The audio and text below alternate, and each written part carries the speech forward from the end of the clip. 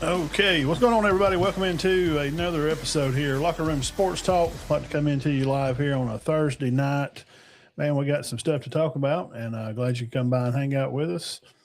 Alabama is still adding to the portal, and all the fans were all juiced up and worried about it. And I tried to make a point to tell you just kind of calm down and let the coaches coach, and we can all just kind of let them do what they do, and that's coach. Here's some insight. I just looking at some video stuff here, and a guy, Mr. Staples over there at On Three, was talking about film and how we grade these portal guys. Well, here's the thing: when you're trying to grade portal players, whoever your favorite team is, we'll go through here and look at some of the teams here, and we'll also talk about the schedules for some of the top 10 teams in the final AP poll. So we'll go over that. But right now, Andy Staples over there on Three was talking about, how do we get an idea or feeling of, maybe your favorite team is Georgia, and these guys they've added from the portal. You think, well, how do they add these guys by how they fit the team? I mean, you're not picking up a lot of starters. I think Bama picked up one of their guys from Mississippi State, an offensive tackle, started 12 games. So there's film there for them. So you're like, well, how do I know my team's really adding quality players to my favorite team? Like, how are we going to be? And gosh, we're kind of low in the portal. Rankings on the portal is not the same as rankings when, like, you're talking about recruiting classes. It's completely different. So you have to figure on these stars, the rankings of these players as they come over from another school. And what you have to understand is that the college coaches, unlike us, are watching practice film on these players that don't have a lot of starts and don't have a lot of film. So there is practice film because they have, cameras and stuff recording their practices. So that way the coaches can get an idea of how they evaluate that talent and how they fit their scheme that they're looking to run themselves. And that's something that we don't have. We're not privy to that. I have no idea. Come in tomorrow morning and we'll sit down here and we'll talk about it if you want to. Probably about 10 or 11. May get Starkey from Average Joe's. Me and him sit in here and go through some of that. I don't know. I've heard they're going to split it, and I've heard they're not. And if they do, are they going to fall out from under their AHSA rank? I don't know. But come by tomorrow, Brad, and we'll go through it. So that's a way for a team to find out how this talent fits their team, because we don't know. Us fans, we're just going by, well, he's a second string guy. It's garbage, man. Why?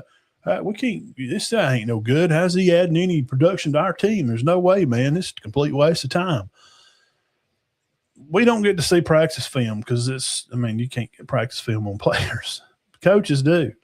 So basically, you're just going to have to trust the idea of your team's coaches and feel like, can they evaluate talent? Well, where has their recruiting classes been? That'll tell you where the recruiting talent is.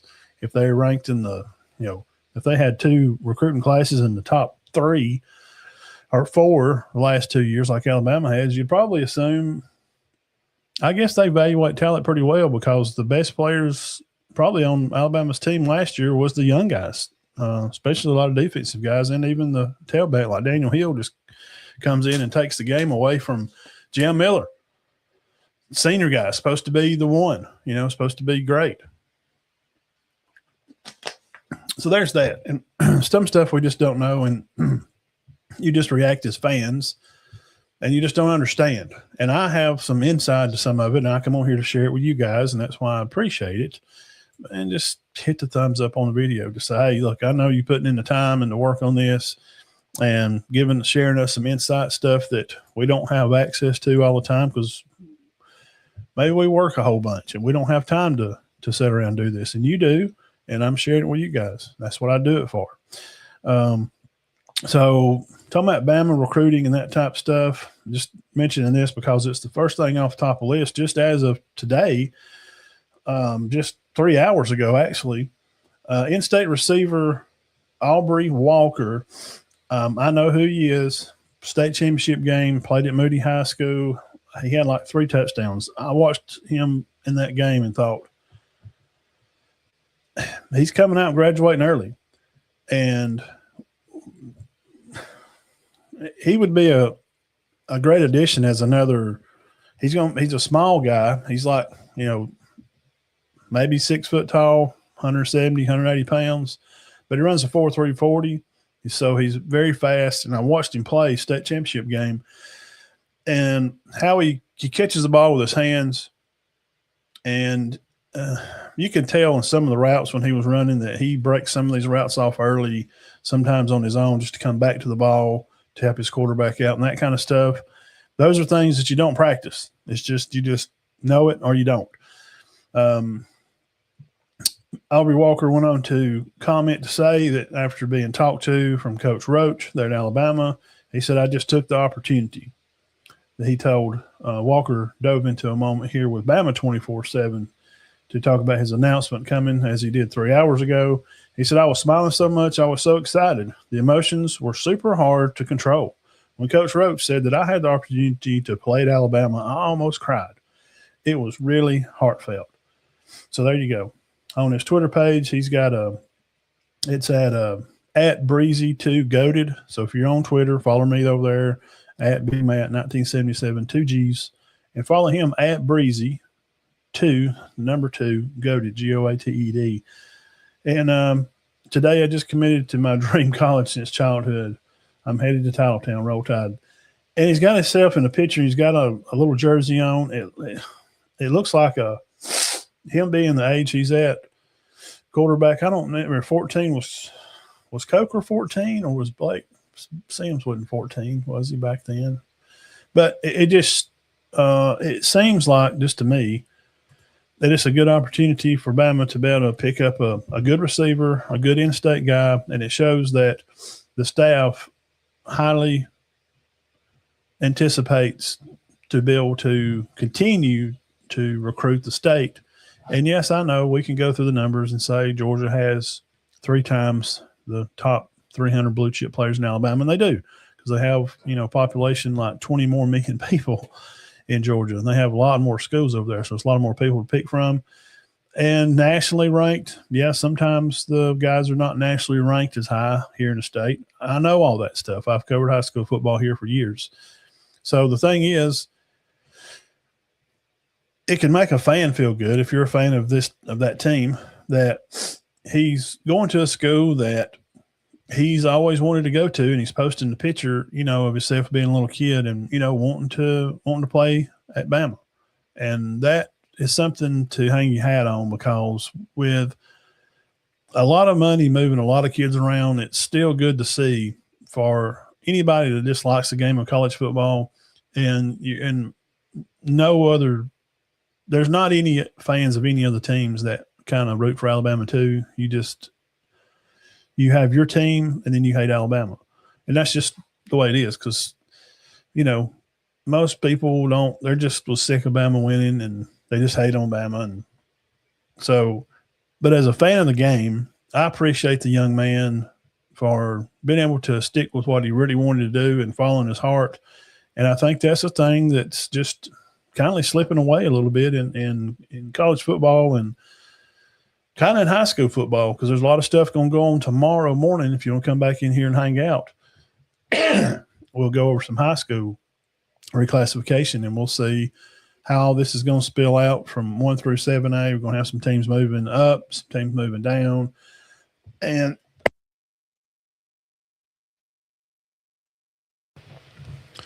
they're going to decide whether or not they're going to separate the private from the public schools, and we're going to have a big talk about it. And we'll be able to sit down here and figure it all out together. So come by in the morning, probably, 10 or 11 o'clock or something like that before lunch. And I'll try to have it up and give us something to talk about tomorrow. So Ben says if they do split private schools, and they would have a large private school region and a smaller. So, yeah, I don't know. As of yesterday and stuff I'm hearing yesterday,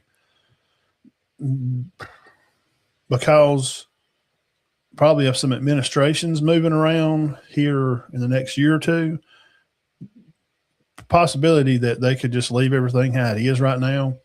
Because if you change stuff now and then you bring in new people in 27, 28, then they're going to just probably undo what you've done just to change it how they want to do it. So I think there's a high possibility, just me guessing too, that because I know there's going to be some turnover in administration in the HSAA, so they'll probably it's a big possibility they'll probably just leave it all alone and reclassify everybody like they did last year, and then let the new people when they come in decide what they want to do with it. So, so that's that. So that was some news for a young guy. Well, whoa.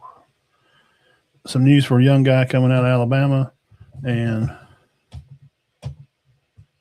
well, this is just quit working.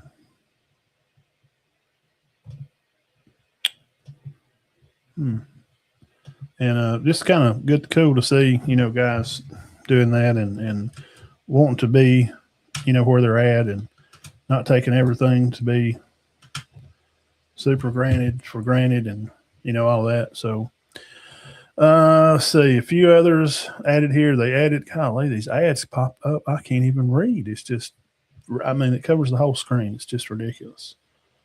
The Jarvin James kid, we've already talked about him from Mississippi State, Bama. They picked up South Carolina guy. Nick Brooks from Texas. He graded out to an 89. I was kind of surprised that him being a good grade. And the center, Delgatti, kid from Cal Poly, graded out at an 87. So more or less overall, most of these new offensive line guys that they've added have been great additions to the team. And also, just in general, a look at the guys that's committed in fully. I've got it up on the page over there. Just shared it earlier. Defensive line guys, looks like Kendrick Jones, a kid from Mississippi State. Also, the Tompkins kid from USC. And the Caleb Smith guy from Washington is very intriguing. I really like his upside a whole lot. That Terrence Green kid from Oregon is a good addition for Alabama because I think he has the size and the range to move around in the position of where they want him to play at. He grades out well. Ohio State wanted him pretty bad. They went after him pretty heavy also. And offensive line style, from the center, from Delgatti, we're talking about him, to the Ethan Fields guy from Ole Miss. Don't have a lot of tape on him, but you have to, like I said earlier, talk about practice tape. And then also the Ty Haywood kid. He's got plenty of size to feel like what you want him to do. And then the James kid from Mississippi State, I think he was the one that's had a lot of snaps, started 12 games over there. He could, he may be your he could be your starting left tackle. I don't know, because you have to wait till spring. And also the Strayhorn kid, I've heard that he could also be a backup center, or he could play guard or something there. So that's kind of some of that news there for them and what's happened in the last day or two. So here, see. Auburn added a guy today. Derek Plaza. He's from Jacksonville, Florida. Grades out at 86 so far. And like I said, you can't – us trying to gauge these darn stars from portal guys, it's nearly just a waste of darn time. I mean, it really is, because you just don't know.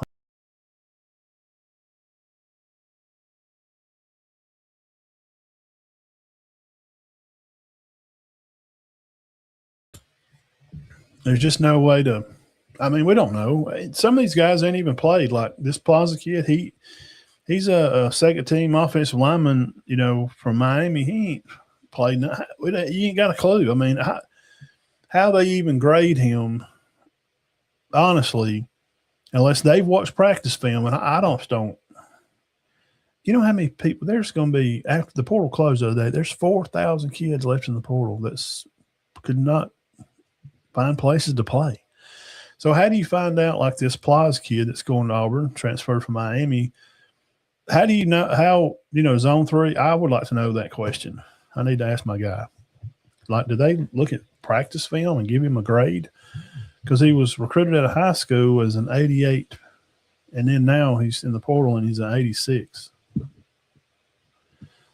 I don't know, but that's something I'd like to know, and I will find out for you guys. I'll find out today. I'll find out right now. Tell me I can't do something. I gotta tell you. Okay, we'll find out about how they grade these guys after they move.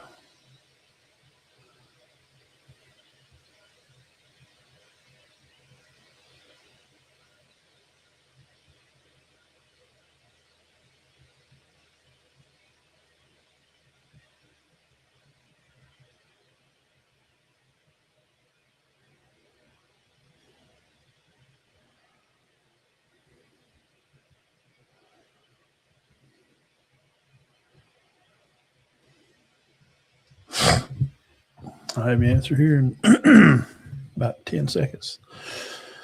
I'll text my guy over here to Rivals type stuff.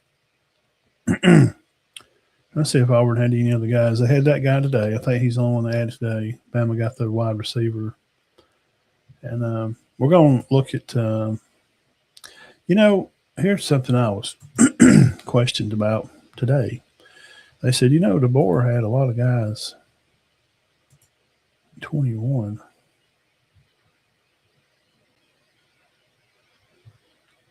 What was let's see.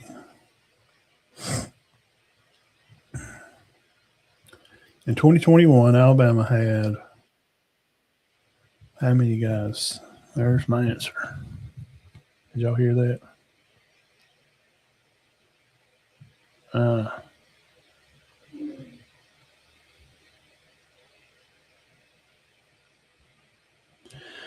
So when guys transfer in the portal, like,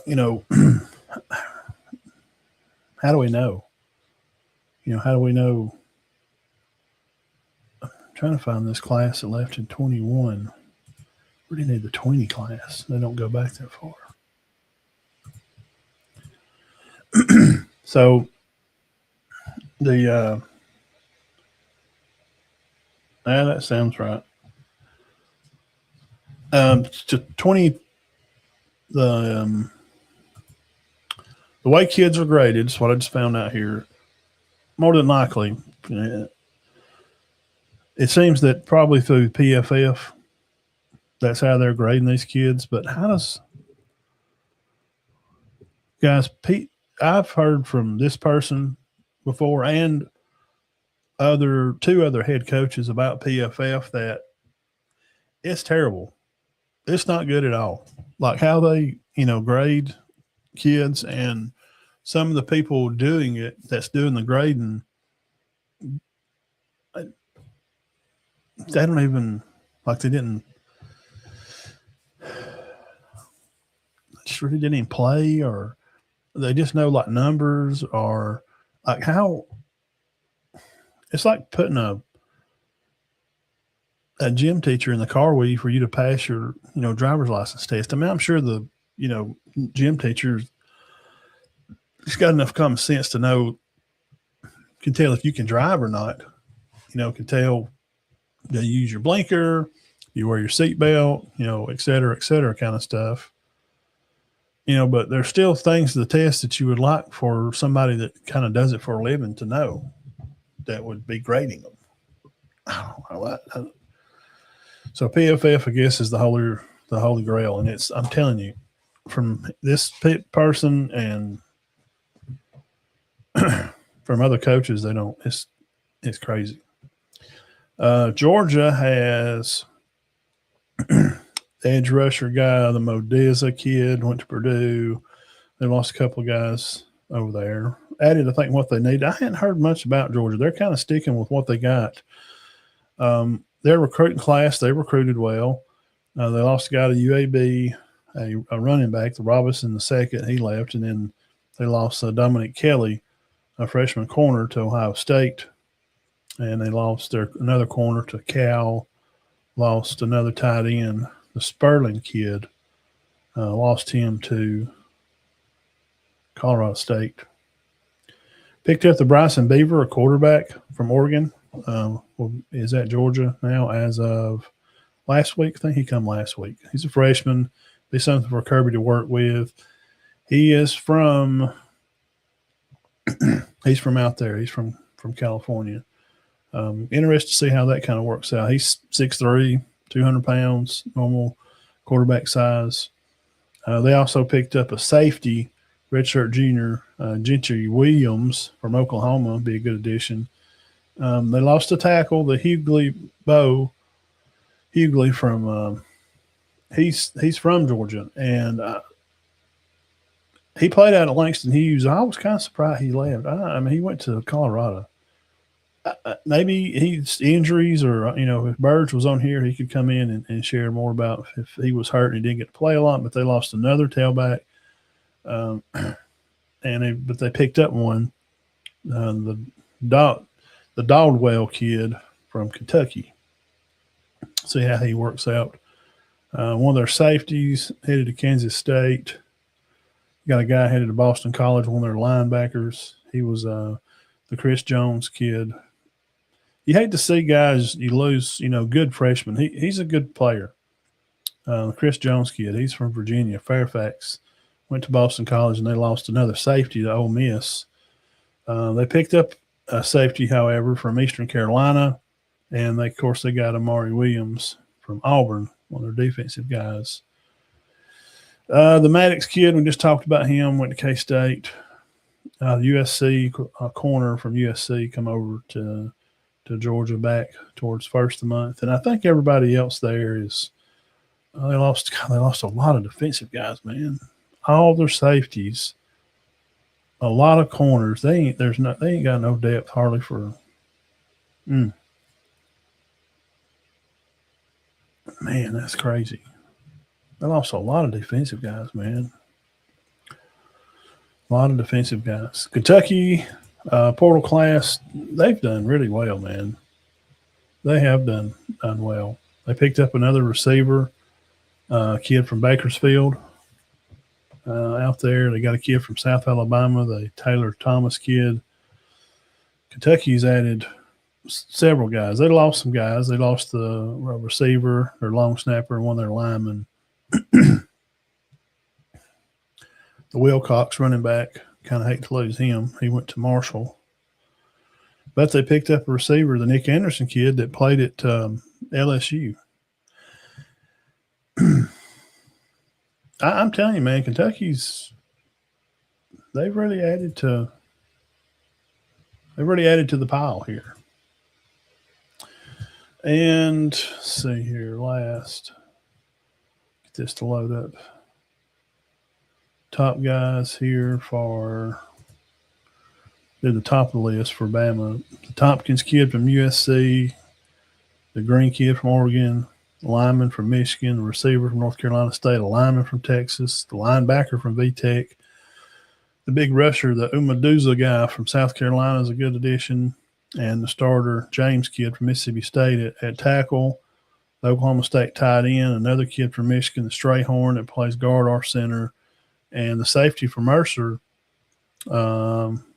offensive lineman there from Ole Miss, and they had a kicker and a long snapper. This kicker, the Quinn guy, he's from Ireland, and he don't really have a ranking, and it's because he's from Ireland.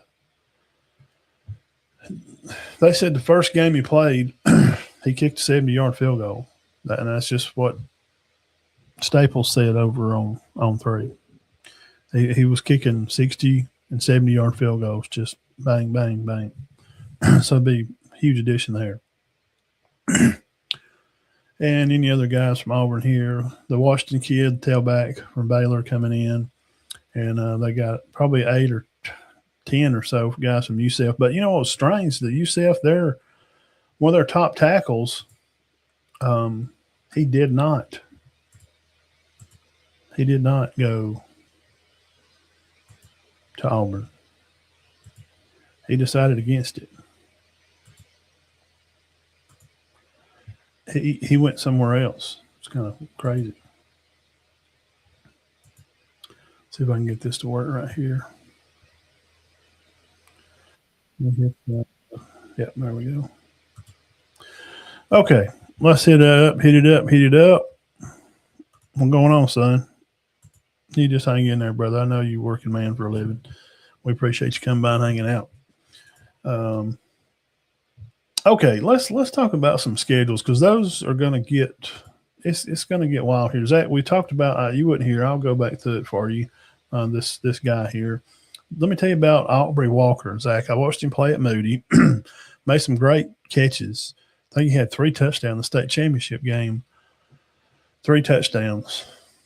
I like how he catches the ball. He's a smaller, fast guy. He's like the kid from North Carolina State, sort of like, you know how some guys know how to use their speed, like when to slow down a little, when to speed up a little. Ryan Williams, we saw that with him his first season. Like you just kind of have a know to and how to and when to slow down. I like that about him a lot. 5'10", about a $180, runs a 4.3. And his story, Zach, was that he said that he wanted to take this opportunity. He was very excited, had a lot of emotions. He was super hard to control his emotions. And he Coach Roach at Bama that he appreciated him so much for offering him that he almost cried. It was a real heartfelt offer, and he appreciates it. And he put himself up on Twitter, Zach. It's at Breezy2Goated. Find him over there, Ombre Walker. I think I started following him last year because I went and watched him play at Oxford last year. Yeah. He just moves around so fast. When he gets the ball, he's still young. You know, I watched him play not this past season, but the season before. Oh wow, man! He knows how to accelerate and coming back to the ball sometimes for his quarterback, if his QB gets in trouble. You know they got a good staff down there, but go there and find him on Twitter. It's a picture of him in a little Alabama jersey, and it's pretty funny, and that's great. And I think that it says it's his dream to play since childhood to play at Alabama, and I think that's great for the game of football. That one, you're being able to recruit in your state, and I went through the whole spiel about I know Alabama don't have the highest rated high school players in the nation. Sometimes, we'll have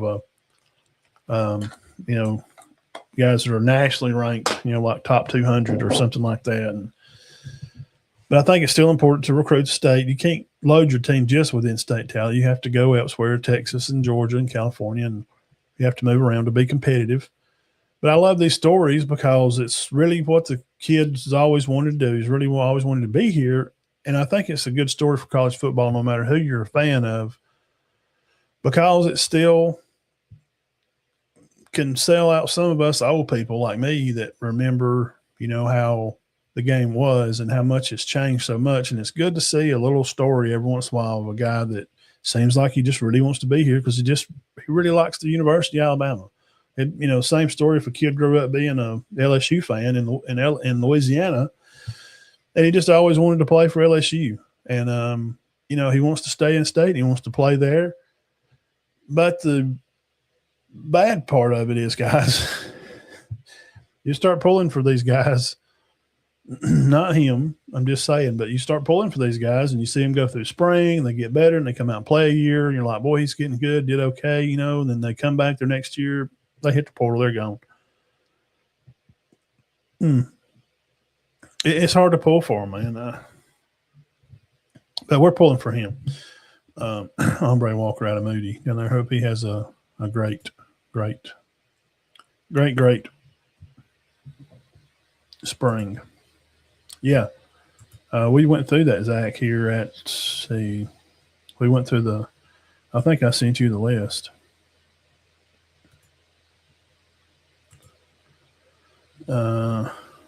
Yeah. And here's the starting lineup at Bama. you want to take a look at that, it's over there on the page also. Yeah, Coach DeBoer and the staff and all, I think they've done a good job in the portal. This is some of the starting guys here for 26, just kind of how it lays out now. This could still change around because still going to get some guys, but kind of sort of this is kind of maybe what you're going to see. For the tackles, probably have the Lloyd kid and Michael Carroll, of course, over here at the other tackle. Kid from Texas over here, and then William Sanders and the Delgado kid at center. Tight ends, Edwards has been here. Rico Scott's been here. Wide receiver 2, Brooks, Williams, and then Hill, Riley, and Deere backfield, and Daniel Hill and Austin Mack at quarterback. That's a heck of a class. I think that group should be able to win a lot of football games. Missouri edge rusher Dawson Wilson III committing to Miami. Miami is blowing it out. They're really spending the money right now, man. All SEC honors, finished third in SEC with 9 sacks, led Missouri with 12 quarterback hurries. And here was the class Zach we was talking about earlier. Yeah. These are some guys. Y'all can find this over on the page. Shout out to Kyle Henderson at Bama Football YouTube. He does a great job. He's on every morning early, and he comes on during the day, and he makes all these. And I just share his stuff, and glad to share his stuff and help him get some more attention, and does a good job. I've watched him since he was for over a year, since he just started his channel. He's just, it's informative. And that's what I try to be too, be informative and add some opinions here or there. And he has a call-in line he just started doing here recently, and I think that was cool. And I thought me and Dean talked about doing that, but we just never did. So here's some of the guys. Y'all can find it on the page. I done went through it. Really like the kicker for Marshall. He's from Ireland, and I really like him. He's a 60, 70-yard kicker. I think he's going to be a crazy great addition. Punter's going to be better. Long snapper, we've got another one of them. Seemed like they really tried to focus in on special teams. Yeah. If they put it together and the offensive, that's the only question. That was the question last year was,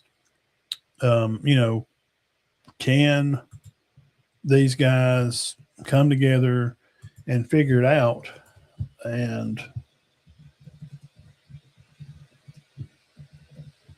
win, just win football games. That's the thing. And if they can figure out the offensive line part, then shoot, guys, they'll be right back in the playoffs again. Now, here's the other part of the show. We got how far are we in here already? We in 35, good, 30 minutes. Here's the other part to it. Let's see here. Schedules, we got it up there. Yep. Yeah, I really hope that they can put it all together too. Be a good competitive team. So here's what we got. We're going to talk about some schedules for some of the top 10 teams or so. Kind of how the season ended in the final AP poll.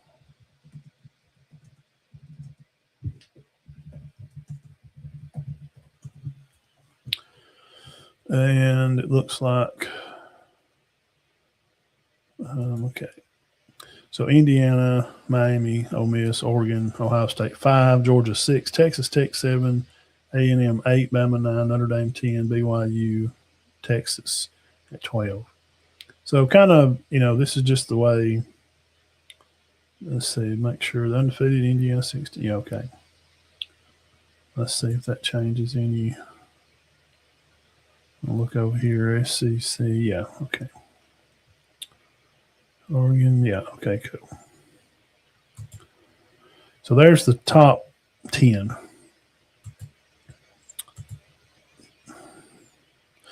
So we'll start here with the number 5 Ohio State Buckeyes. They're going to start with Ball State. I imagine surely they get that win. I guess. they're going to have to go to Texas now because remember they opened up there. Last year Texas went up there, and with the pieces that Texas is adding, ladies and gentlemen, that could be a nice. It could turn out to be a really good game. Um, and with Ohio State and what they've got coming back, defensively, they're going to be okay. I mean, pretty much they are losing Caleb Downs, but I didn't see nothing that just blowed me away with him this year. I mean, he's a good football player, but nothing just wowed me. Like, holy crap, did you see? I mean, there was no real news about him or nothing, nothing unordinary. Just he's good, and he'll go high in the draft, and he'll make a great living. Kent State, then the Saturday, October 17th, Ohio State will be at the Hoosiers. Let's see here. They're going to be at Iowa. Iowa's not going to be terrible next year. At Nebraska, Illinois, Maryland, Michigan. Darn you just never know about that game. Northwestern, and then these dates are still not set, as you can see from here down. There's no dates. These could swap around in order. They're going to play these teams, but we don't know. Like Oregon may be up here, and USC. I think that should be a win. So it kind of looks like Oregon. Now let me tell you, they lost both their coordinators, offense and defense. So Dan's scrambling to get coaches. He's going to. I mean, that right now is when you get ready to play football for teams. This is when you're working towards a goal. And Ohio State is, they're talking about changes offense coaches too. Jeff come up on, was it Tuesday night? We talked about it. Some of their guys, the tight end coach Daly could be calling plays. He really liked JT Barrett. He played there at Ohio State, and I think he's at the Bears. I think he's a QB coach there. And of course, Todd Monken, which was at Georgia, helped them win those back-to-back. His name's in there too, Ohio State. So Ohio State moving some coordinators around. Oregon here, he's got to fill positions. So there's 2 or 3 games, for them that could go either way for Ohio State. And this is, just January talk about the 26th season, which we're all we can base our opinions on, us media people right now. Is there good talking points and something to talk about?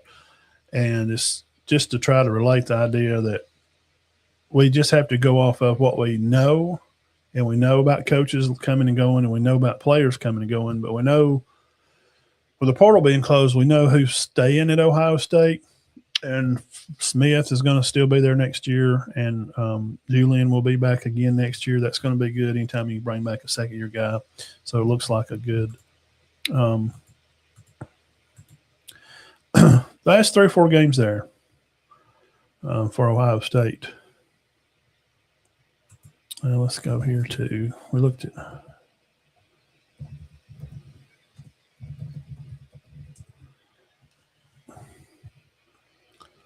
Indiana football.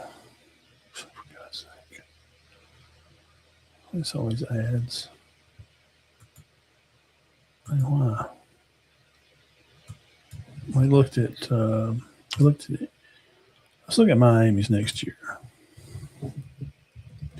We looked at Indiana's Tuesday. We looked at it. Indiana plays the first opening month of September. They play nobody. No, I think the only Power 5 team they play is Wisconsin. So they're going to get a complete month to tune up to get ready. With their new guy, which is, ain't knocking them. They're smart. It's just like Miami Hurricanes. Finishing second in the season this year, had a good run at it. Probably should have won the game. Defense never pressed on the receivers at Indiana until it was too late. And 2,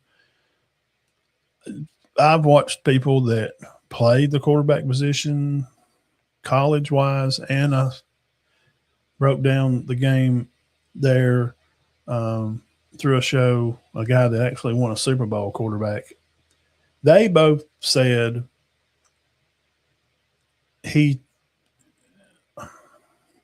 a 1 ball or a 2 ball or a 3 ball. That's how quarterbacks decide the trajectory. A 3 ball, of course, being like a real kind of lob. He kind of threw a 3 when it probably should have been a 1 or 2 ball or something. And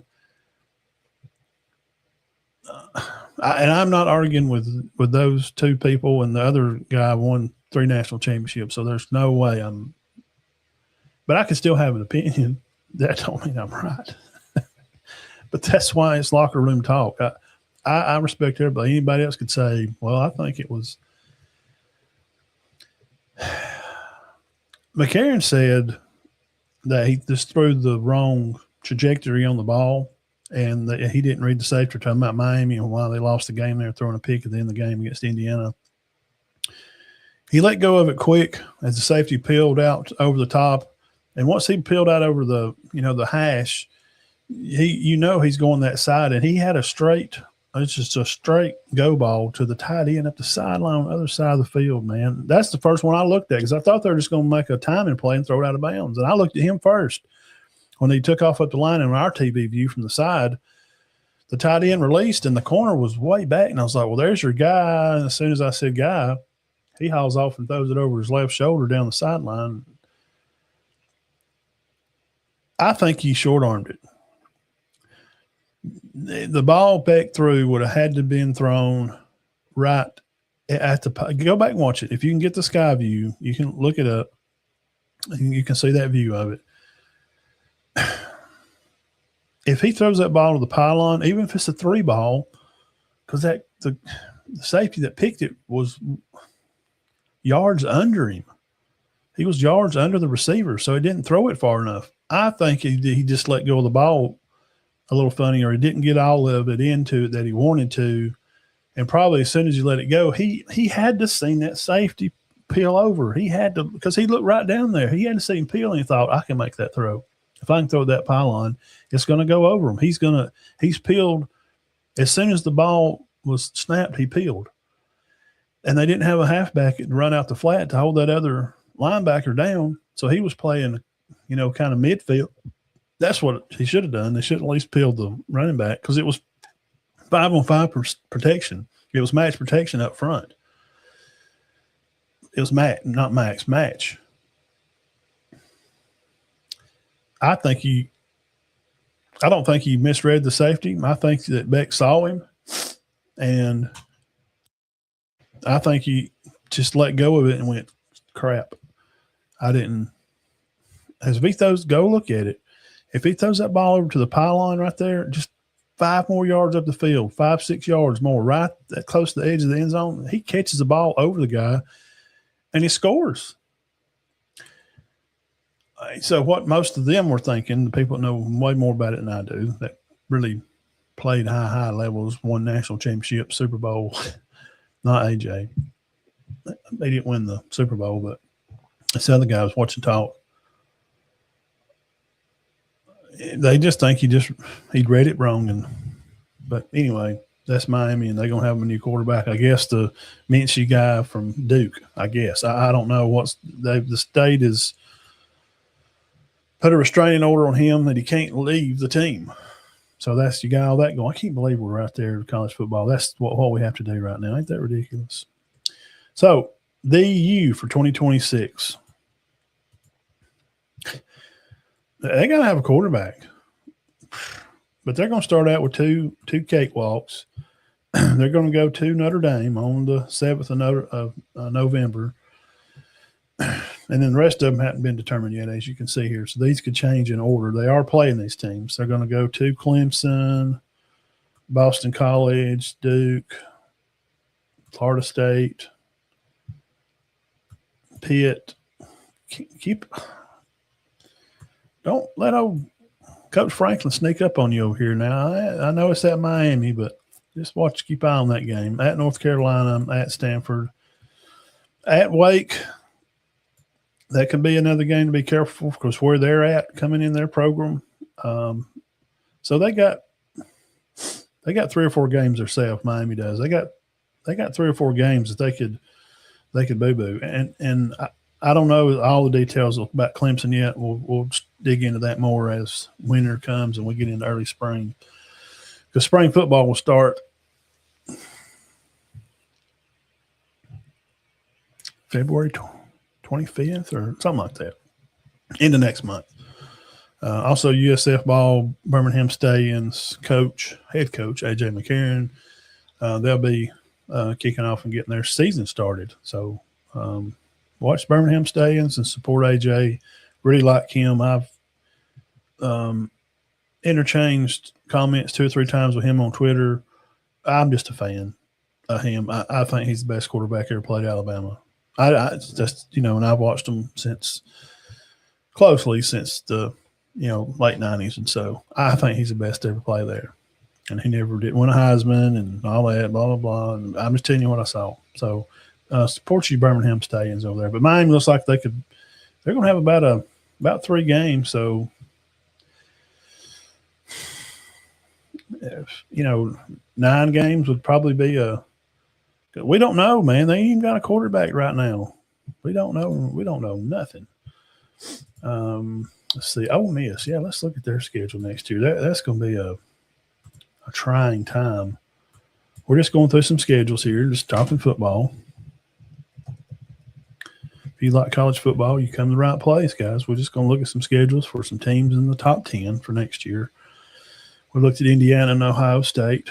We'll check out Ole Miss here. We'll look at Oregon and we'll look at Oregon and we'll look at Georgia's, Texas Tech. I'm curious about them, A&M, and we looked at Notre Dame. So Tuesday. So Ole Miss Rebels, Coach Golden taking off here. This is his first full year as the full-time head coach. They're going to start with two Cape games. They're going to play Louisville and Charlotte. Going to go to Nashville to play Louisville, play up there at Nissan Stadium on the 5th. They're going to be home for Charlotte. Then they're going to play their old coach. Wow, what a game that's going to be. Keep an eye on that one. That could be a barn burner. And they've had some guys leave, man. Ole Miss is not just they're not pounding the pavement on. They're done pretty good in the portal now. They've done pretty good, but they've lost some guys too, man. And I don't know who their quarterback's really going to be. Is he going to have to start Deuce Knight? He didn't even start at a football game except at Auburn against Mercer, and Mercer's not a test. You can't evaluate nobody against Mercer. So being at Florida. We'll see what Summerall's got. I'll give the nod to Ole Miss. At Vandy, I think they're going to struggle some. Now, they did get the number 1 quarterback from Georgia. They stole him away. But he's a high school guy. Missouri, their quarterback, Beulah, left and went. I just looked up the other day thinking, I can't believe he left. Why the starter, especially a starting quarterback? Why are you leaving? Why? At Texas, Zach, we're back. Texas is back. Another $50 million roster. See how that turns out for them.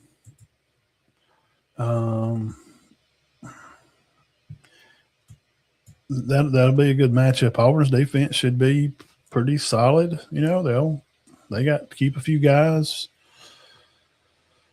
DB situation is very bad. They got a lot of new guys on their DBs. I didn't like their DBs anyway, so they really don't matter. They were always real high on Pleasant, and I never liked him, dude. He got a flag, at least 2 PIs every game. I was like, bro, he holds people every play. And then at Georgia, this is Ole Miss. They're going to host Georgia. That's always that's just going to be a throwdown. Keep an eye on that game. At Oklahoma, they're bringing their quarterback back, and they're going to be whatever. And I don't know. I just can't see it. But this game here now, I say they'll beat Mississippi State, but the Egg Bowl, that quarterback, man, Taylor, if you watch the Egg Bowl, watch their bowl stuff, he's good, man. And Fluff's coming back. It'll be his second year. And ACC championship game, December the 5th, September.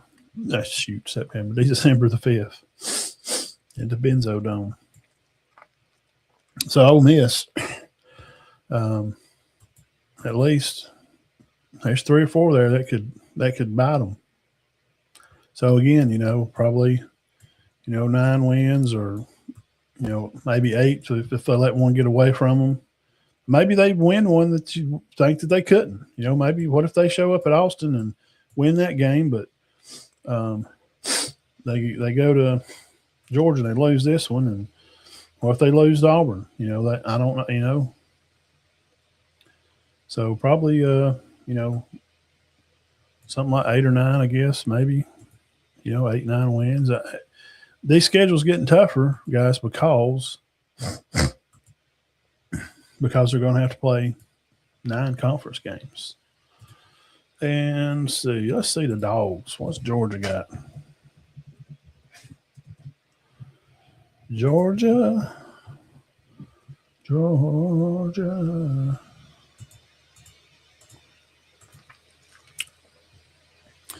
Okay, Tennessee State and Western Kentucky.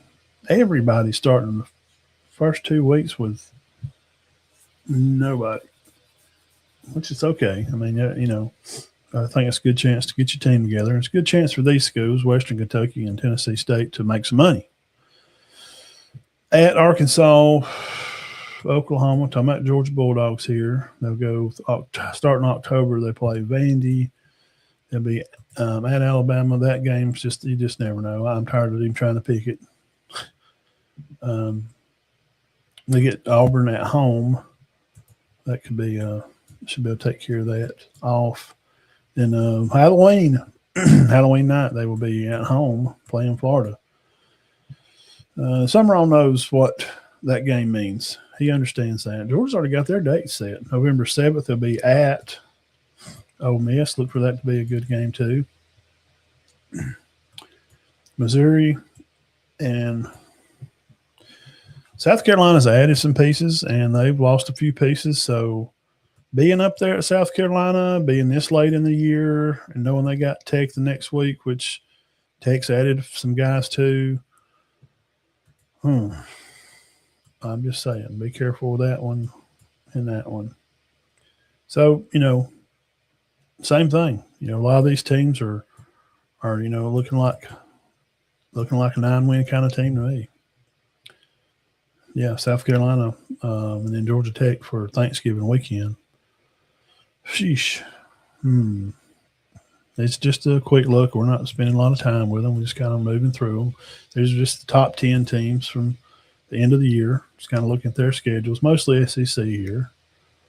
Let's look at the old Texas Tech Red Raiders. Somebody had told me about this one and said, I need to look at it. Said it was Super Cake. So Texas Tech for 26 class had Super Cake. So let's look at Super Cake.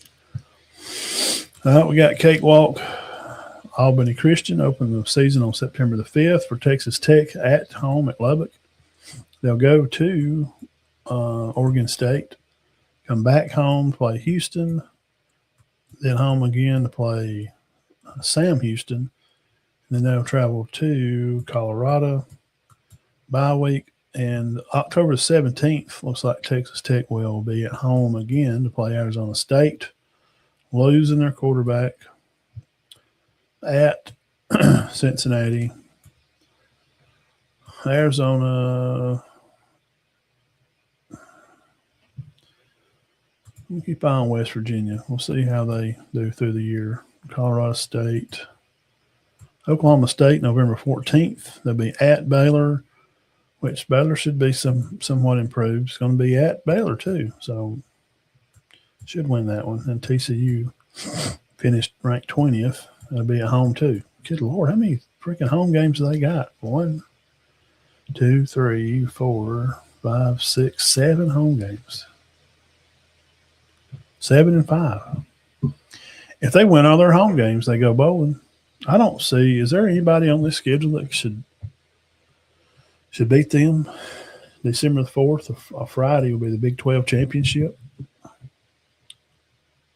Man, keep eye on West Virginia, and Arizona's supposed to be making some moves to add some guys too. So Texas Tech for 26, they should go the first 1, 2, 3, 4, 5 and win. And they got Arizona. They could win that and go bowling already.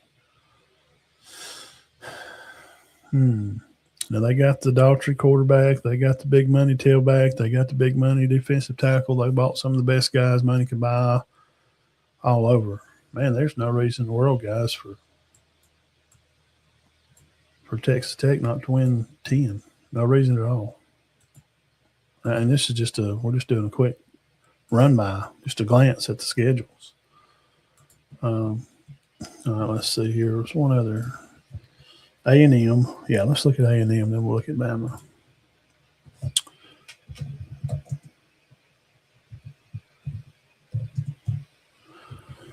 Texas A&M. Then we'll hit the peanut gallery and see what everybody else thinks about some of these schedules here.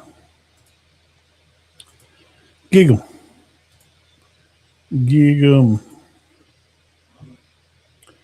Missouri State. Gosh, Arizona State. Shoot. Kentucky, September the 19th. Kentucky will be at A&M.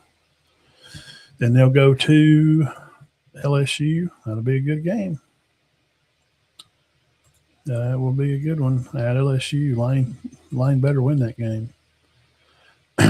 Arkansas, Missouri on the 10th at Missouri. Talking about Texas A&M, the Citadel. How'd they get them in the middle of the year? Then they're going to be at Alabama on October the 24th. Texas A&M traveling to Tuscaloosa. Then they'll have another off week at South Carolina. Keep eye on that game. At Tennessee. Crap, guys. Holy smokes. A&M has just decided to Well, okay. So November 7th, 14th, 21st, and November 27th, Texas A&M is going to be at South Carolina. Then they'll be at home for Tennessee. And then they'll play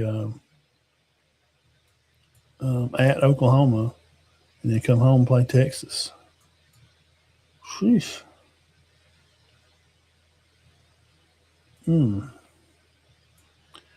Guys, it's a high possibility those last four, they could lose two of those last four. At least. And then they've still have Bama and LSU on the schedule. They got Bama the 24th and LSU September 26th. Sheesh. Texas A&M, man, y'all may be 7 at best, or maybe 8 win. If they win 9, I mean, if they win 10 of these games, then look out. I just don't trust Reed. I still don't. He'll get you in some games, and he'll get your feelings hurt. But LSU on the 26th, Bama on October 24th, which is week 1, 2, 3, 4, 5, 6, 7, 8. Week 8, which will be good mid-form. Both teams should have all the bugs worked out. Maybe shouldn't have anybody beat up too bad. Be a good SEC game. It's going to be at Alabama too. Whoosh. A&M got a nice little schedule there. All right. Alabama is going to start out. They're going to open with an easy one. Going to play East Carolina, which is – I like East Carolina. They always got some good players, man. This is not going to be a 60-0 football game. I'll go ahead and tell you right now. Maybe a 48-10 game, but they got some guys that can play over there. And they're going to go to Kentucky. I'm not quick checking that. If you notice, I didn't just go, well, okay, moving on. Yeah, we're going to play Florida State at home. That's a win. South Carolina at home. You noticed I slowed up right there. Yeah, they should beat Kentucky, but coach, quarterback, got a lot of new stuff going on. That should be a win, but boy, they better not go up there and not show up and just want to decide they're going to play a half. On road games are tough. Florida State coming to town. Bama looking for some revenge. I would assume they could take care of Florida State. South Carolina at home, I'll give Bama the edge there. But man, they played them a game last year. But their guys, a lot of their guys are gone. Their big edge rusher has moved on to lengthen his career in the football world. Stewart, and the guy that backed him up is in Alabama now. At Mississippi State, that quarterback is going to be a problem. October the 3rd, Alabama will be at Starkville. That may be a better game than what people think. You heard it here first. It just may be a better game than you think. And, of course, good Lord, man, it's going to be Georgia's coming to town October the 10th. I have no idea. You just don't know. Tennessee's they better get them a quarterback too. They have the McCarthy kid that played from up there at that big Tennessee Academy school. He's good, McAteer, but he played no college football. You know what I'm saying? Of course, third Saturday will be October 17th.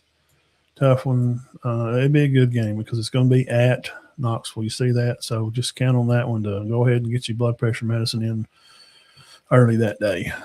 Home for A&M. You can guarantee it'll be a good game as I marked it with them too. Off October 31st, they're going to take off and have a party for Coach Saban.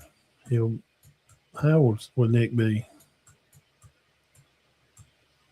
on that birthday? 83, 84, 83.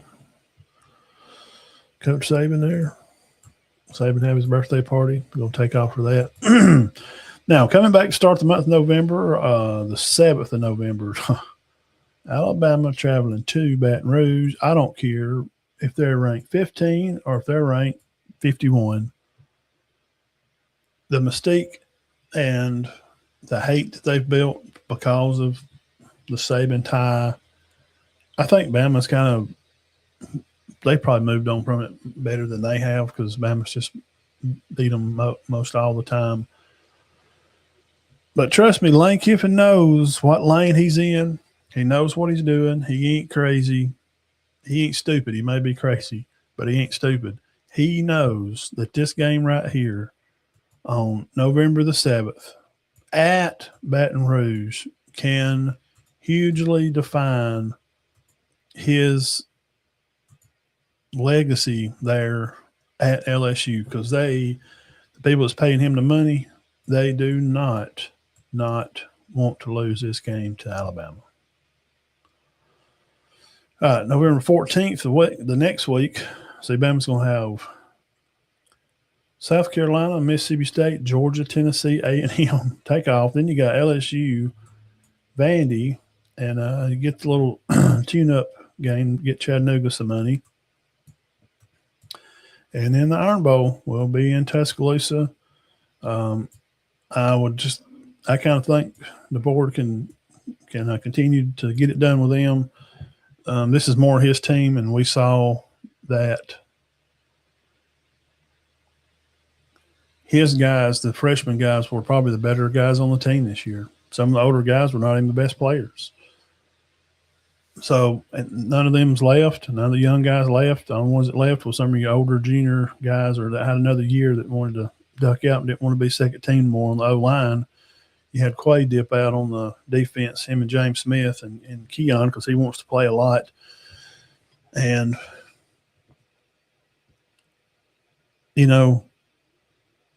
those guys have been replaced. So we'll just have to see to find out about that actually. But his guys that he's recruited in his two classes, they're there. They ain't none of them portaled out. These are the last of the team that Nick brought in. These are the last pieces of those guys. And I'm saying that to say Gullish's first year, and if he could come in and beat Alabama at Alabama, which just if it's something crazy like that happened, I just wouldn't it wouldn't blow my mind. I mean, I wouldn't just be like, oh my God, I can't believe it. Because the Iron Bowl, you just have you just don't know what's going to happen. So Bama here on this stretch again, man. Look at this stretch here. From September to 26th, October 24th.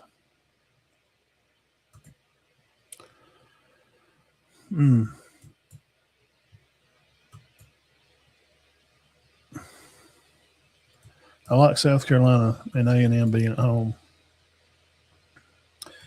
This home game with Georgia is going to be always a good one. Better assure you, Kirby, Smart, as well as the other 130-something FBS teams are sick of Bama beating Georgia. Kirby's sick of it. Everybody else in the nation is too, because everybody else hates Alabama, and everybody would just rather them lose every game.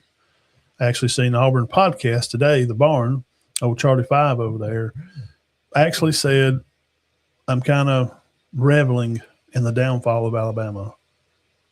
They just won 11 games. They just are top recruiting class in the nation. Wow. That's a downfall. You just won 5 games. And the year before. I don't know. I don't completely understand his logic. He just hates Alabama, which is okay. It's just everybody else does too. Just get in line. But Georgia, tough game. Everybody's going to be pulling for Georgia and Kirby to win this game. So that'll be a tough one. At Tennessee, you just might as well get ready for one there. This game is Starkville, man. I know some of y'all Bama fans are laughing. That Taylor kid is good. And by this far down the season, October 3rd at Starkville, and fans of other conferences are watching and coming by here and saying, Mississippi State, they only won like 5 games, man. They ain't even no good. Have you watched them play? Well, no, I don't. Okay, shut up. Then just don't talk about it if you didn't watch them play. I can't go in here and talk about your trash team like Maryland.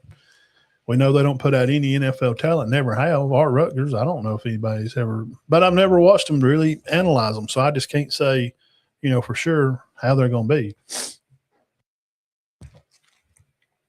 This Mississippi State team, if they get their defense figured out, they're going to be a mess for some teams, because that running quarterback, he is tall and he can move around and lean and run. And he throws the ball well. He's been pretty smart. Don't throw turnovers.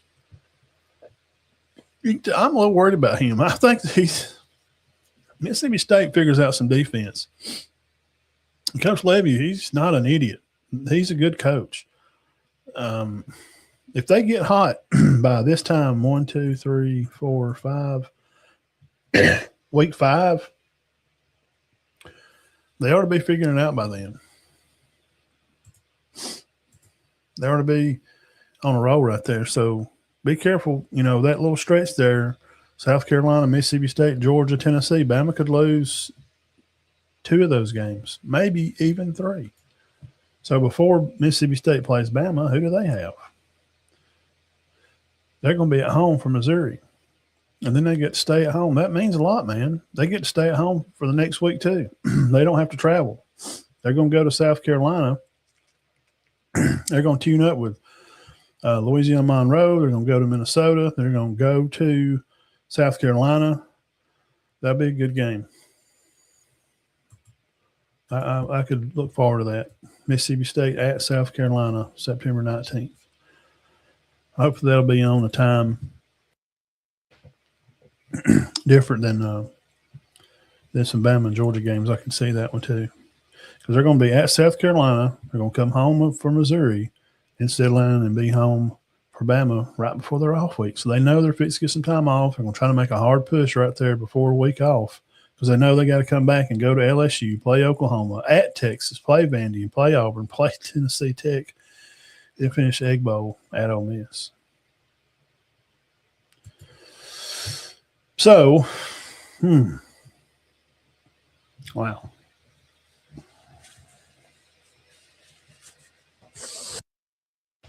Man.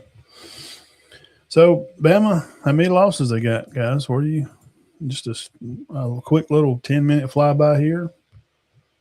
Possibilities? 1, 2, 3, 4, maybe 5. Same kind of year. I think at best they would win 10. Probably, realistically, probably looking at them win 9. They may beat Georgia again. That may be a game he takes care of. Maybe they win that one, and maybe Mississippi State is not ready. And it's a good game, but Bama pulls away. So then at Tennessee, maybe that is a loss, and then they lose at LSU,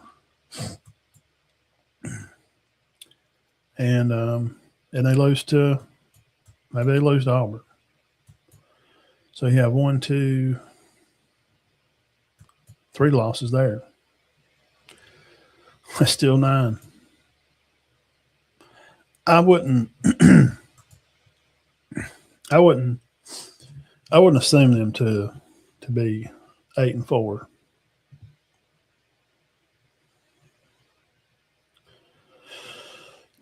Not unless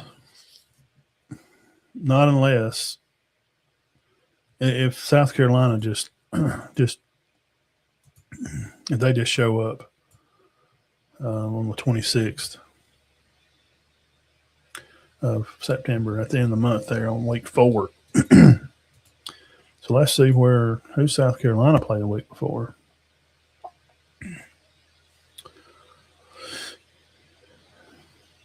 They get home first 3 games. They got Kent State, Townsend, Mississippi State. Talking about South Carolina. So they got 3 nice little tune-up games before going to Tuscaloosa. That's and he has coached over there. Beamer has fired his offensive line coach and somebody else too. So, he may be working towards putting him together a good football team.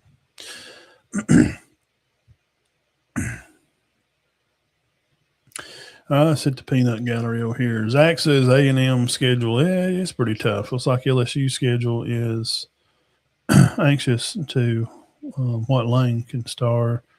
It's weird to play Kentucky week 2. It is. Alabama schedule looks pretty crazy in the season. This is a conference alignment. It's killing us. It is.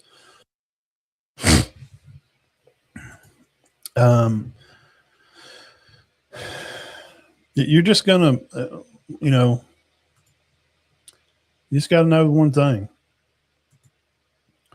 Any early predictions on Iron Bowl for 26?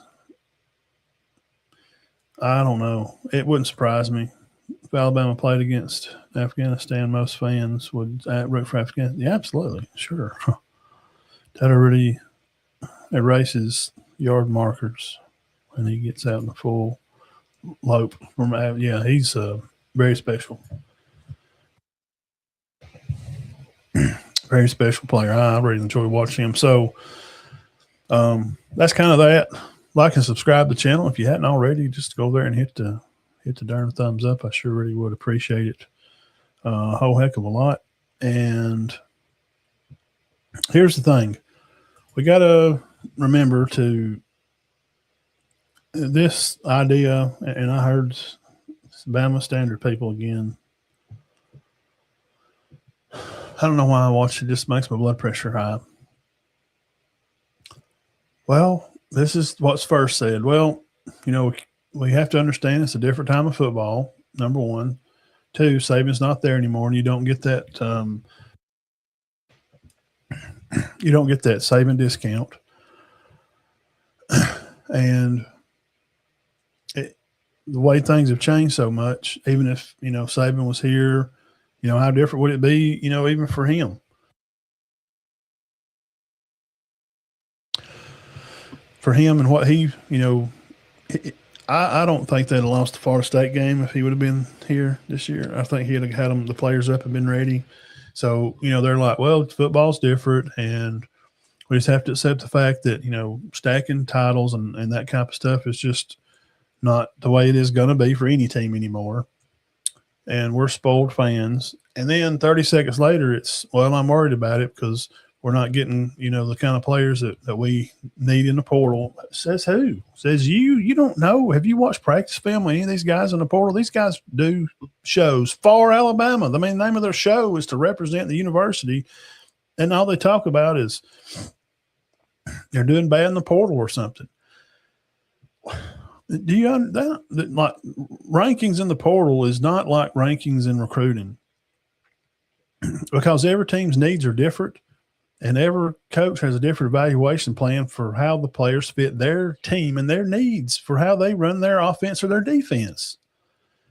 Like, well, it's just this, and I understand it's different, but I'm just disappointed, and we're trending down now, but you just said you understand that the game is different and how much it's changed, and how with Saban being gone, it does completely change the landscape of the game for Alabama fans and just for football in general. Because SEC has upturned all the rocks, and all these coaches have been fired, and they're looking for new jobs, and everybody's been replaced now. And so you got a lot of first-year coaches. You're going to have some first-year quarterbacks. Bama's going to have a first-year quarterback. Auburn's going to have one. Tennessee's going to have one. Florida's going to have one. LSU's going to have Leavitt for one. Missouri's going to have one. Texas will have Arch back. A&M's going to have Reed back. South Carolina's going to have Sellers back. Georgia will have Gunner back. Vanderbilt's going to have a new quarterback. Mississippi State will have a new quarterback. Ole Miss is going to have a new quarterback.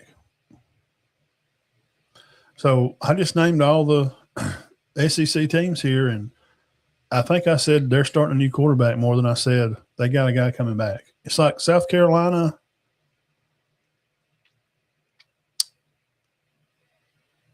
Texas, and Georgia. Yeah, South Carolina, Texas, and Georgia. So out of 16, so 13 teams in the SEC is going to start a new quarterback. Think about that. Just let that ride around in your head there for a second. Podcast people, you're probably running on the treadmill right now, and just take a break and step off the treadmill there and get you a drink, and just think about, where we're at in college football and the new quarterback situation, and these people that have these YouTube channels that say they understand what's going on, that there's a new landscape of college football, and then they say that Bama's garbage. They're not living up to the standard. I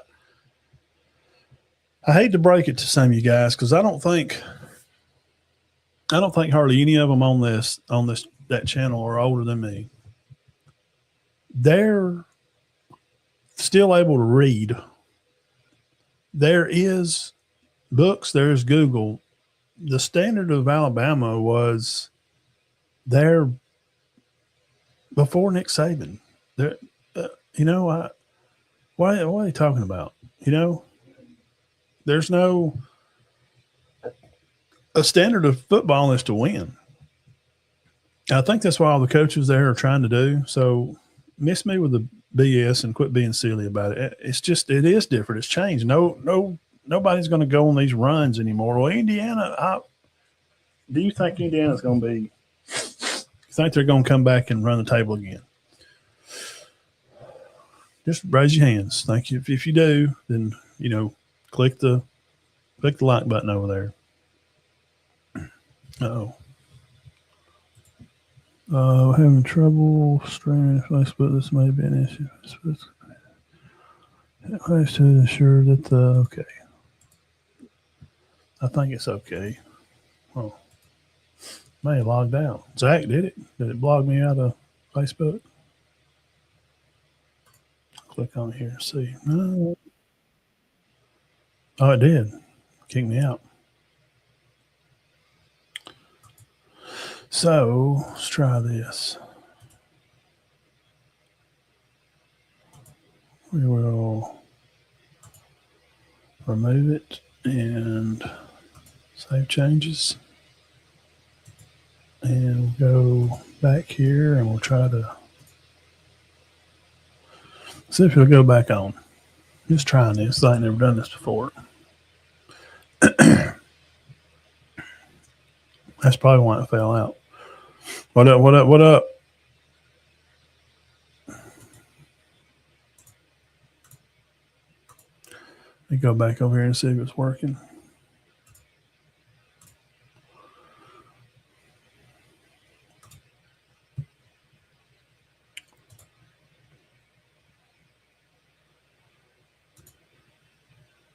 Yeah, looks like. Okay.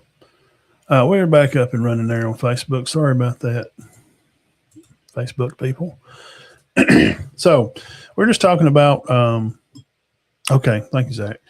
So we're just talking about some scheduling and stuff and looking at schedules from other SEC teams and just under the realization of, I'm going to go back and look up all the, SEC teams.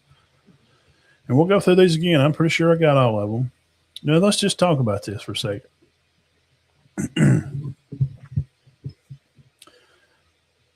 All right, one at a time. Zach, break it down here. We're talking about new quarterbacks. Yes or no? Alabama, new quarterback.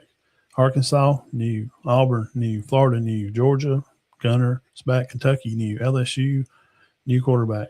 Mississippi State, new quarterback. Missouri, new quarterback. Oklahoma, Mateer's back. So we got Oklahoma back. Ole Miss, new. South Carolina, Sellers back. Tennessee, new guy. Texas got Arch. A&M's got Reed. Vanderbilt's got a new guy. So A&M,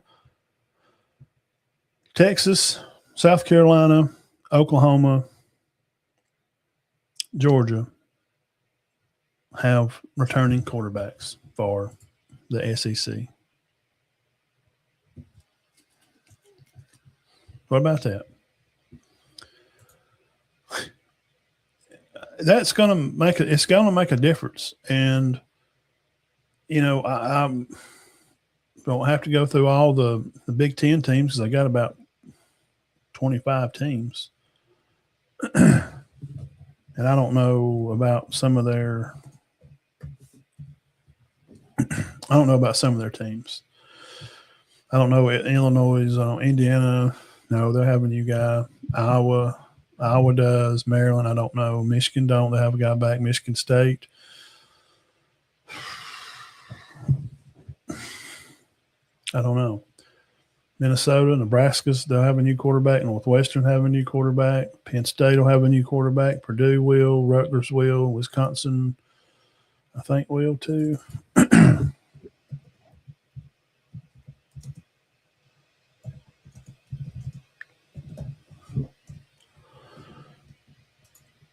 It seems like Colton Joseph for 2026 is kind of expected to start transfer quarterback. So he joined the team from Old Dominion last week.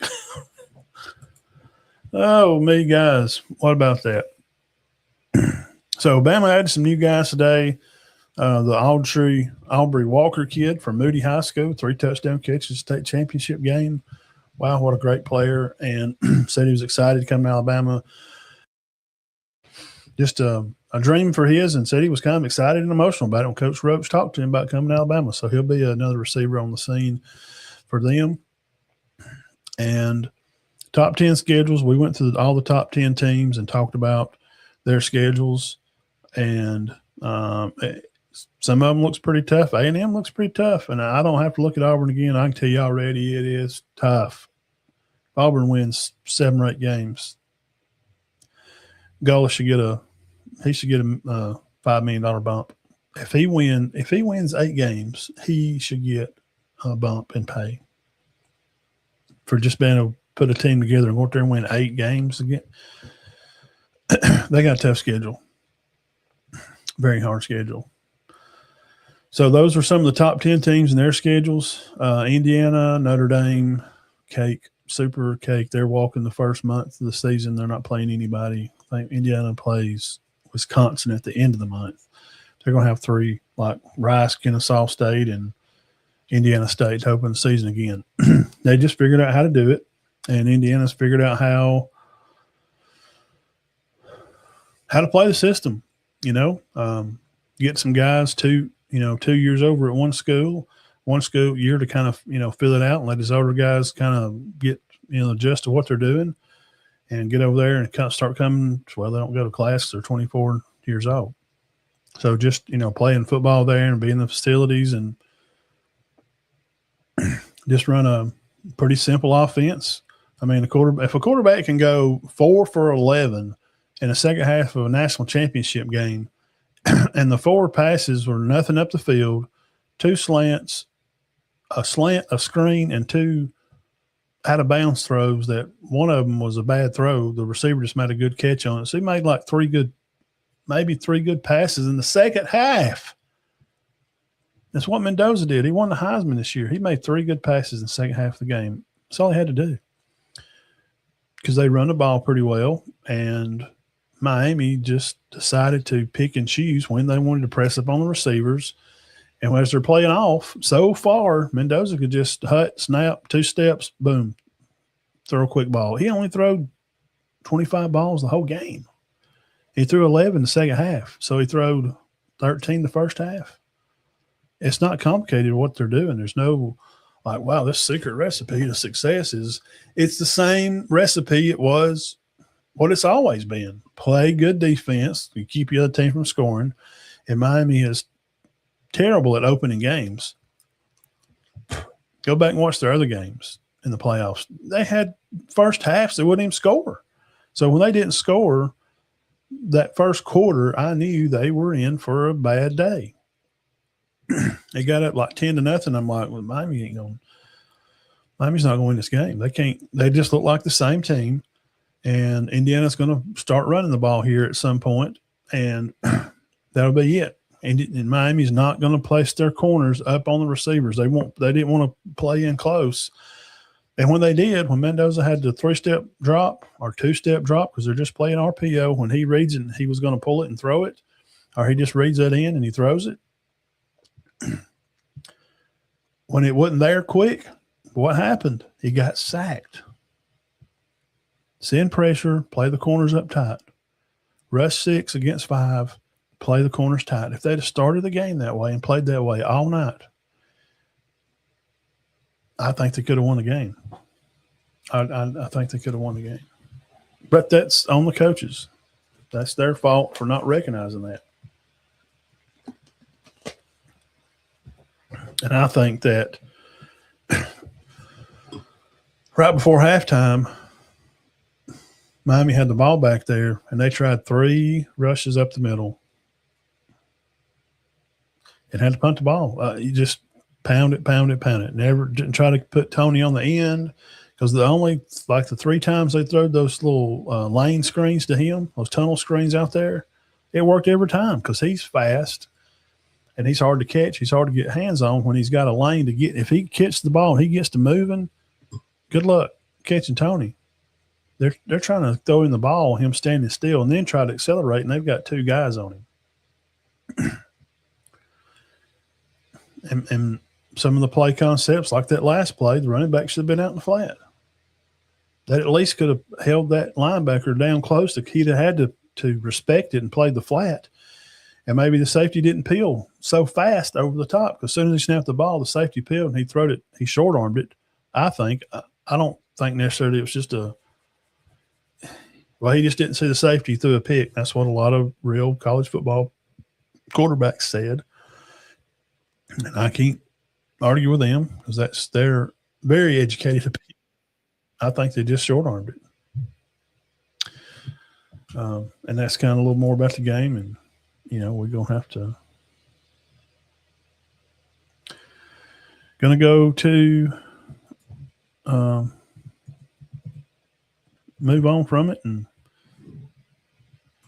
and looked at some of the schedules there and kind of get an idea of where everybody's at and kind of what to expect. Looks like guys, I'm telling you, there's going to be a lot of 9-win teams next year in the SEC. Don't freak out. I would very seriously doubt SEC fans right here in the bottom corner. You see the SEC logo covering SEC. Now, we do talk about other teams. If you see 11-win SEC team, I would be extremely shocked. Extremely shocked. But you got what? How many was it, Zach? 4 teams coming back with returning quarterbacks. So we'll figure it out then. All right, thank y'all for coming by and hanging out with me, guys. We had a great time. Everybody in the comments, y'all make sure you hit the thumbs up on the way out. Subscribe to the channel if you're over on YouTube if you hadn't already. Thank you, podcast listeners, iCast, Spotify, and iHeartRadio, and everywhere in between. Just Google us there and share it to a friend, man. Put it on your page somewhere and tell somebody to come by and hang out and just talk football. That's what we like to do. Appreciate it. And probably see you back Sunday night?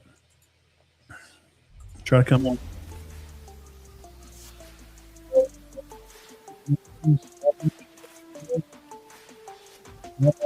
Guys, and what they got going on, we'll go through some of that. We'll check it out then.